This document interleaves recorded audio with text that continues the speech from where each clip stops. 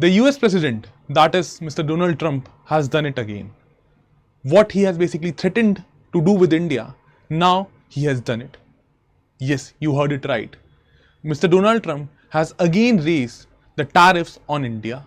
The penalty that he was threatening has now been imposed, and the total penalties have now crossed or is hovering around the 50% mark.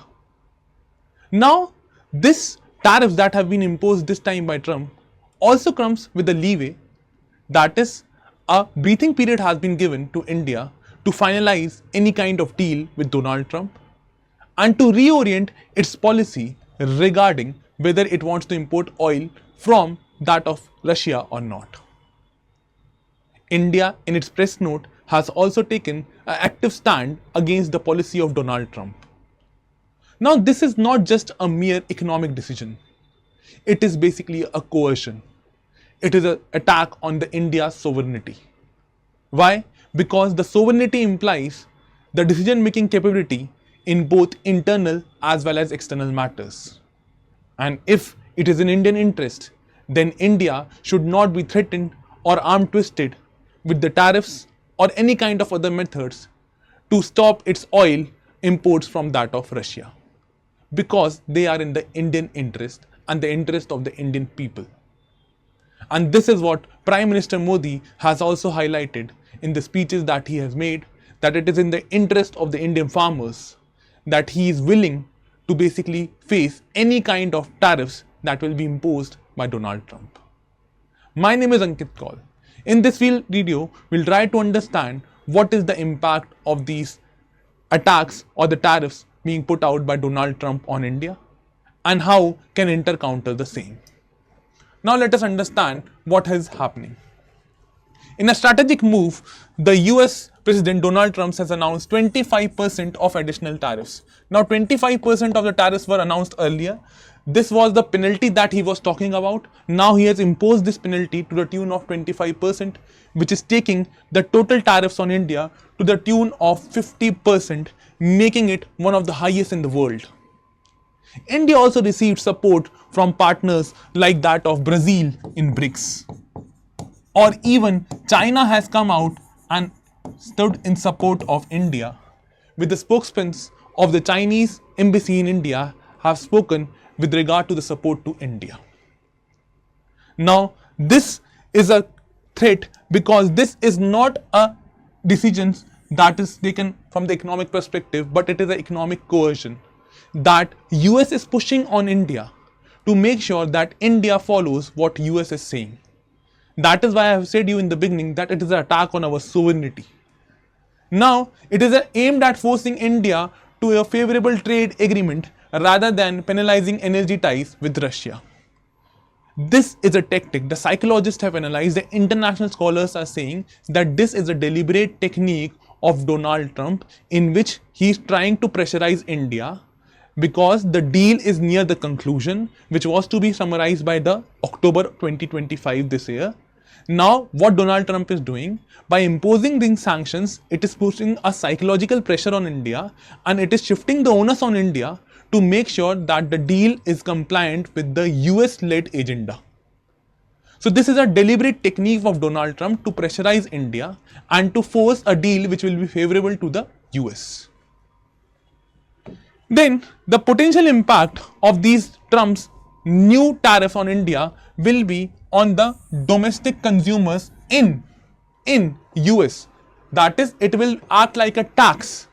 This will act like an additional tax on the domestic consumers of US when they are importing the Indian goods and they are buying the Indian goods. And this will basically reduce the demand and lower the import volumes of the Indian exports that are going to US. The economic outcome of this will be that there will be lower Indian imports and less US spending abroad, which will be pressurizing India to open its market for the US. Now, the sectoral damage, it might have a little damage. For example, some scholars have highlighted that it might have an impact of 0.3 to 0.5% on our GDP, where it is restricted to the lower levels. but the impact is not only on the GDP, but on the livelihood. This tariff will impact the textile, handicraft, carpets, and the food exports the most, and will cripple the small and medium enterprises that are reliant on these exports to the US. Another major thing will be that the incomes will be hit, job losses will be there, and the socio-economic impact in the form of the loss of livelihood will be there, particularly regarding the export centers like that of Ludhiana. Because, for example, if a person is manufacturing a t-shirt in Ludhiana and is exporting the same to the US, now this export of t-shirt is likely to cost 25% more, or an additional cost has to be borne by the person who is buying the same t-shirt in US. And this will become a problem for the Indian export market. The bilateral relationship between India and US are under strain. Indian and US partnership was highlighted as the partnership of the 21st century. We have made rapid progress since the adoption of LPG reforms, and the US-India bilateral trade has exponentially increased after that. But this partnership is now under strain, and it reflects the asymmetry and strategic leverage that the US is basically using on us. This is a deliberate strategy of US which it is using now on us, and utilizing its strenuous position or its advantageous position on India. This is now how friends behave. This is how not partners behave, where they are arm twisting us to do or follow certain guidelines.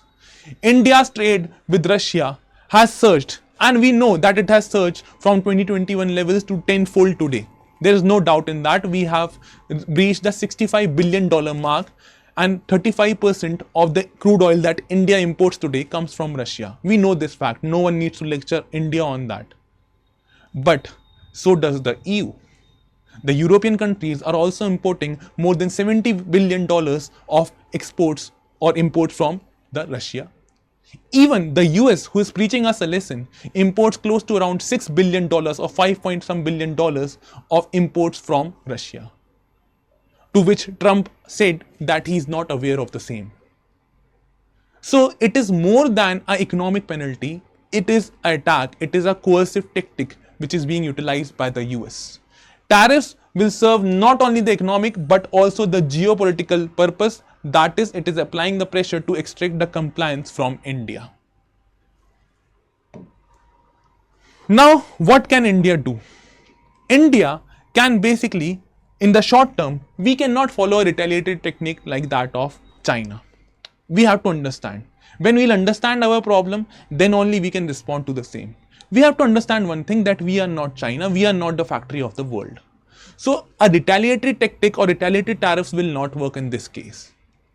In the short term, we need to open all the diplomatic channels that we have with the US and try to finalize a deal which is mutually beneficial and does not complicate or compromises the Indian interests. So first thing is to ensure that there is a trade negotiation strategy for India. In the medium term, there is a need to accelerate the indigenous capability in terms of defense equipments. Why? Because US has also said that they are penalizing India because India imports a lot of defense tech from the Russia. This question we need to ask ourselves and to the government also, that what they have been doing, why the Indian dependence on the imports of critical defense technology is not decreasing. And thus we need to invest heavily in this sector, that is in the defense, particularly the national research and development involving DRDO, private industry and select foreign partners for the Indian terms. DRDO has been criticized by even the armed forces for its lackluster approach or lack of development. So we need to invest a lot of capital. We need to attract the best talent to the DRDO such that we can have the indigenization in the defense technology in the truest sense. Then what we need to do is basically we need to diversify the strategic partnership with like-minded countries like that of South Korea, Japan, France, etc., such that we can offset any kind of loss that we are bearing when our partnership with the US is declining. The next thing that we need to do is we need to boost the defense innovation significantly. We need to invest into the startup university. We need to invest in what we call as private manufacturing firms and reform the trial procedure for the defense imports such that we can import the defense equipment from the foreign countries without any delays. The next thing that we need to do is to support our MSMEs. Now, the support can be given in the form of internal subsidies that we give to our MSMEs, or in the form of export subsidies through schemes like that of PLI, performance linked incentive schemes, or with the schemes like that of RoadTip. So we can use these schemes in order to support the exporting companies of India such that we can offset any kind of loss. India can use its currency diplomacy. However, India needs to remain very vigilant because it might need to capital flight. What is this currency diplomacy? That India can devalue its currency a little to offset this kind of loss or till the time we finalize a deal with the US. However, when we are devaluing our currency or depreciating our currency a little, we need to be very vigilant that it does not lead to inflationary pressure in India and also does not lead to the flight of money outside of India. So we need to be very clever if we are doing this. This is one of the suggested reform. Then we need to use WTO. If these tariffs that have been imposed on India are arbitrary, then we can go to WTO. WTO dispute resolution might be slow, but it is effective. So if these tariffs are arbitrary in nature, India needs to explore the option of WTO. And then we need to leverage at the last Indian diaspora and the lobbying that is available in US. We need to find an inroad into the US Congress. We need to make sure that we use the business links that are present there, the strong links of the textile sector that are present there. We need to ensure that the supply chains that we might have established after the COVID, we need to leverage them. And use of this Indo-American community and pro-Indian lobbies in the US to raise awareness in the Congress and in the private sector and highlight the potential impact of such arbitrary tariffs on India as well as on the US consumers.